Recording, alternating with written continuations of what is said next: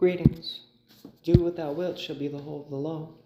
I'm Lexi Eve, and welcome back to another Magick Without Tears video. Today we're going to be diving into Chapter 2, The Necessity of Magick for All. Let's begin. So this chapter starts off, quote, Kara Sora, do what thou wilt shall be the whole of the law. Right glad I am to hear that you have been so thoroughly satisfied with my explanation of what magic is and on what its theories rest. It is good, too, hearing how much you are interested in the glimpse that you have had some of its work in the world. More that you grasped the fact that this apparently recondite and irrelevant information has an immediate bearing on your personal life of today. Still, I was not surprised that you should add, but why should I make a special study of and devote my time and energy to acquiring proficiency in the science and art of magic? The crucial point of my exposition was that magic is not a matter extraneous to the main current of your life, as music, gardening, or a collection of jade might be. No, every act of your life is a magical act. Whenever from ignorance, carelessness, clumsiness, or whatnot, you come short of perfect artistic success, you inevitably register failure, discomfort, frustration. Luckily for all of us, most of the acts essential to continued life are involuntary. The unconscious has become so used to doing its true will that there is no need of interference. When such need arises, we call it disease, and seek to restore the machine to free, spontaneous fulfillment of its function. End quote. So in the last Magick Without Tears video, we recounted the thesis on magic from the intro of Magic in Theory and Practice. That outlined exactly what magic is. What the above quote is stating is that magic is not a hobby or interest. Magic is, quote, every act of your life, end quote. We are the divine made conscious through division from the source. All of the material world is nuid. Our will set into motion is hadith. When you fully understand this implication, you may come to realize that every single action you make in life is in fact a holy sacrament. Every act of will is the union of hadith with nuid. Going about your life fully aware that everything you interact with is the goddess makes for an awe-filled sense of freedom and awareness of the holy nature of every single action we make. We are not merely doing things upon inanimate matter. We are perpetually interacting with nuid. When Crowley says that, quote, most of the acts essential to continued life are involuntary, the unconscious has become so used to doing its true will that there is no need of interference, end quote.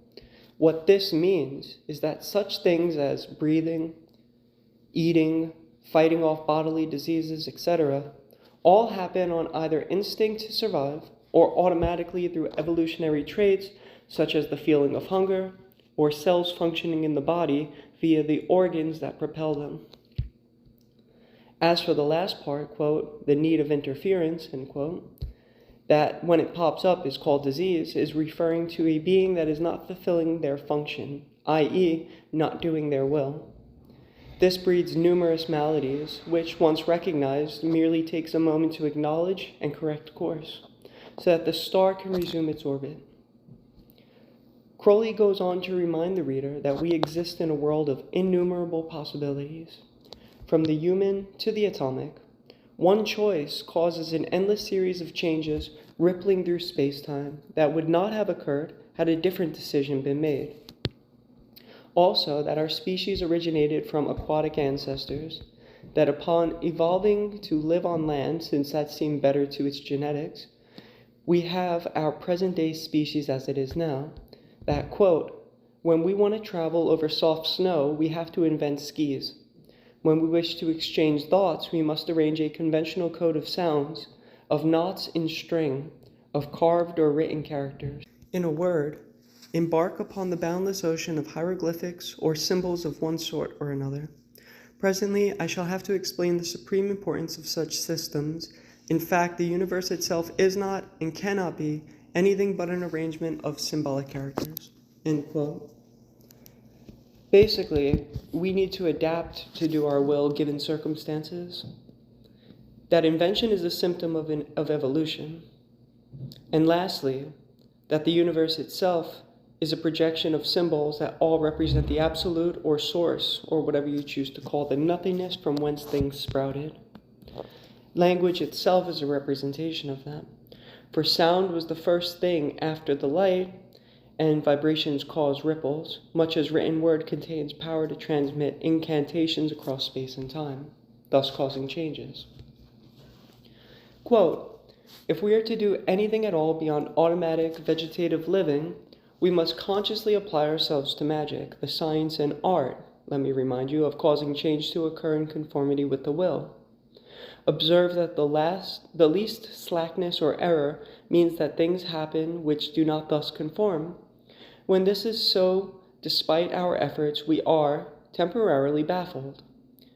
When it is our own ignorance of what we ought to will, or lack of skill in adapting our means to the right end, then we set up a conflict in our own nature. Our act is suicidal. Such interior struggle is at the base of nearly all neuroses, end quote. I believe this is straightforward enough to need no comment. Crowley then remarks on the difference between Taoist and Buddhist philosophy versus Thelemic philosophy. Quote, Taoist sectaries appear to assume that perfection consists in the absence of any disturbance of the stream of nescience, and this is very much like the Buddhist idea of nibbana. We who accept the law of Thelema, even should we concur in this doctrine theoretically, cannot admit that in practice the plan would work out. Our aim is that our nothing, ideally perfect as it is in itself, should enjoy itself through realizing itself in the fulfillment of all possibilities. All such phenomena or point events are equally illusion.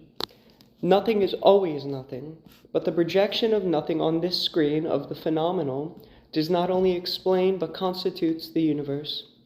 It is the only system which reconciles all the contradictions inherent in thought and in experience. For in it, reality is illusion, free will is destiny, the self is the not-self, and so for every puzzle of philosophy, end quote. A stream of nescience essentially means the flowing unknown or nothingness. While on the surface this is agreeable, for Thelemites it is like the difference between Berkeley's and Kant's philosophy. Subtle differences. That though everything of the physical realm is illusion, a shadow of the nothingness cast, it is perfectly acceptable to interact with it in the way that we need to take our pleasure from it. Hence, the entire doctrine of the Book of the Law, which is, do what thou wilt,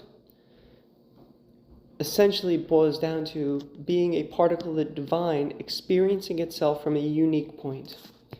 Taoism holds the highest ideal of Wu Wei, which is effortless action, non-attachment in a sense, characterized by simplicity, naturalness, and non-interference, to become one with the universe and thus go with the flow of life. In Thelema, a striking difference, I'd argue, is that while yes, you should to an extent strive towards harmony with the universe, at its present state, at least on this planet, much of sentient life is unaware of the harmony, and sometimes it is perfectly acceptable to bump shoulders intentionally as one does their will. In fact, knowing that doing one's will may lead to hardship and conflict, one is still bound to do it. Can the same be said of Taoism?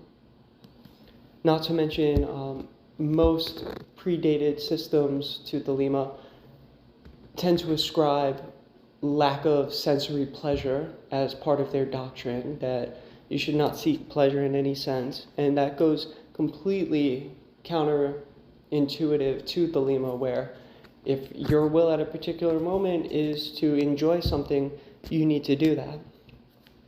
Also, in Taoism, Buddhism, their hermits often resort to caves and isolation, while the Book of the Law gives a definition of a hermit that is quite different. Quote, behold, these be grave mysteries, for there are also of my friends who be hermits. Now think not to find them in the forest or on the mountain, but in beds of purple, caressed by magnificent beasts of women, with large limbs and fire and light in their eyes, and masses of flaming hair about them. There shall you find them. You shall see them at rule at victorious armies, at all the joy, and there shall be in them a joy 1,000,000 times greater than this.